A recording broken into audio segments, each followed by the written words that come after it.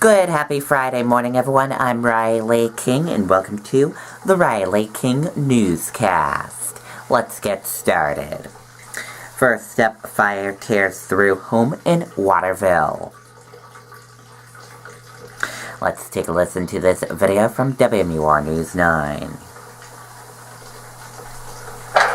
The 2017 Ski-Doo sleds. Next generation rev platform. The most powerful two-stroke engine in the industry.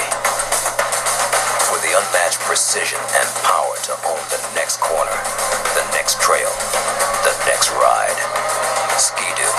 What matters is what's next. 2017 Ski-Doo starting at $74.99. See HK Power Sports today.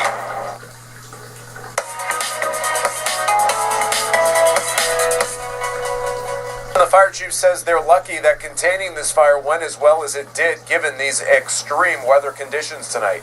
Take a look at the pictures of the flames fully engulfing a single-family home on River Road. Around 8:30 tonight, crews got a report of an explosion with fire at the house. Luckily, no one was inside and no one was hurt battling the flames. It was a defensive attack upon arrival as firefighters struck 2 alarms, bringing in crews from about 10 nearby towns. Firefighters say it was a beautiful house and the cause is under investigation tonight. It is a cold night with temperatures in the single digits and 30-mile-per-hour wind gusts. Well, we were very lucky. Usually when there's a fire in these conditions, you have freeze-ups, you have people getting frostbite, you have people getting hypothermia. We didn't have any of that tonight. Again, everything went very well. Right now, there is still some smoke that is smoldering on the building, but the fire is under control and crews have been starting to come back here to the Public Safety Building. Reporting live in Waterville Valley, Mike Cronin, WMUR News 9. Okay, and there you go on that report. Victim of January home invasion wanted on drug charges. Manchester police said a man injured during a home invasion last month is wanted on drug charges.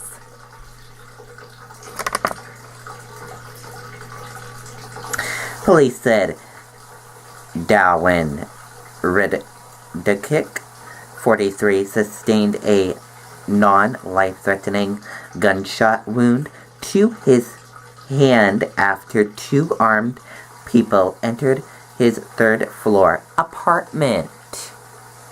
Investigators said the home invasion did not appear to be random, and a search warrant was executed inside Reddick's apartment. Detectives found and seized 2 safes containing more than 170 grams of cocaine and cash. A warrant for Reddick's arrest on 1 count of sale of a controlled drug was filed on January 23rd. Reddick is described to being 5 feet 6 inches tall and 300 pounds, with brown hair and brown eyes and brown hair. Anyone with information on Reddick's whereabouts is asked to contact Manchester Police at 603-668-8711.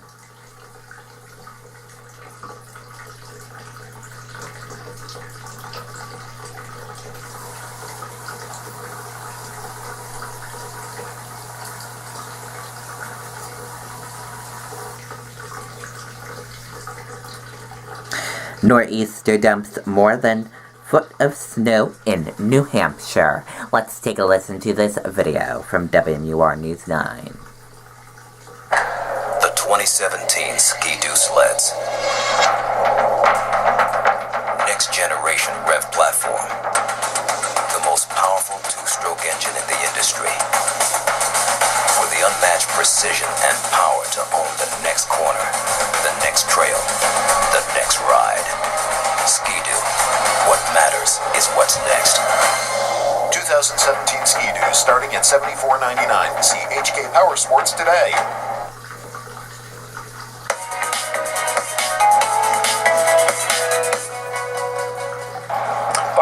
was just talking about the cold, and I can absolutely vouch for that. The cold is very noticeable. The wind has picked up nasty out here. Stay inside if you can. As for the roads here, we'll show you I-93 in Windham. It's starting to see a little more pavement than snow.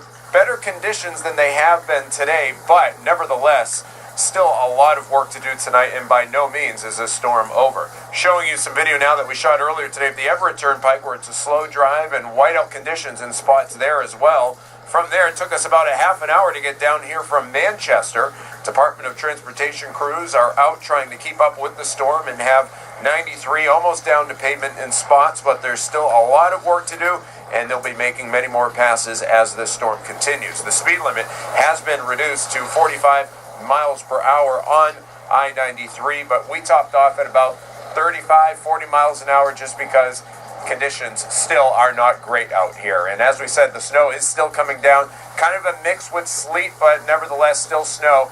And if you can stay inside, that's the thing to do tonight. Reporting live, Mike Cronin, WMUR News 9.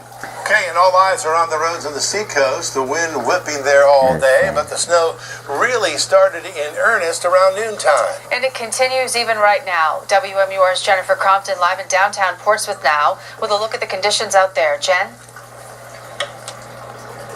It's hard to know how much snow we've gotten because it's just been blowing. The ice-cold, blistering wind just whipping it around. And, not a lot of people were out earlier today, but by mid to late afternoon, we saw a fair amount out, but mostly on foot or pulling a sled.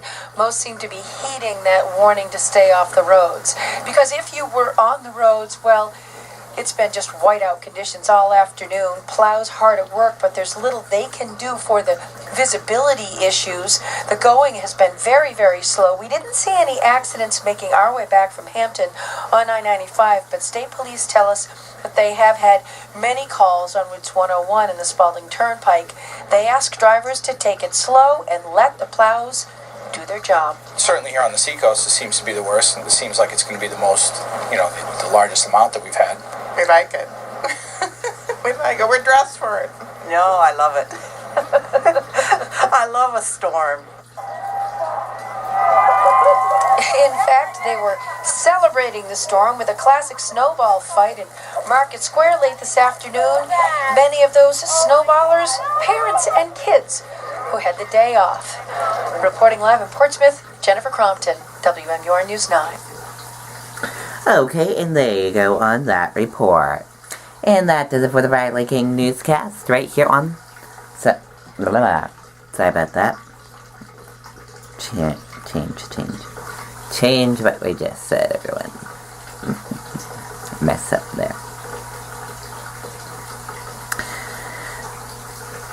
This is the latest twist in the Trump trade that markets need to watch. Markets have something new to look forward to, a Trump tax announcement, and that will be something that will be gamed by traders for the next several weeks.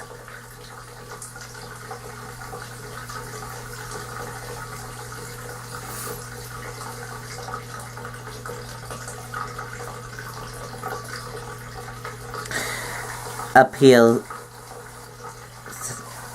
A divided tasty Senate confirms Trump health secretary. Republicans won Senate confirmation of President Donald Trump's choice for health secretary early Friday in a tasty chamber's fourth consecutive brawl over cabinet picks.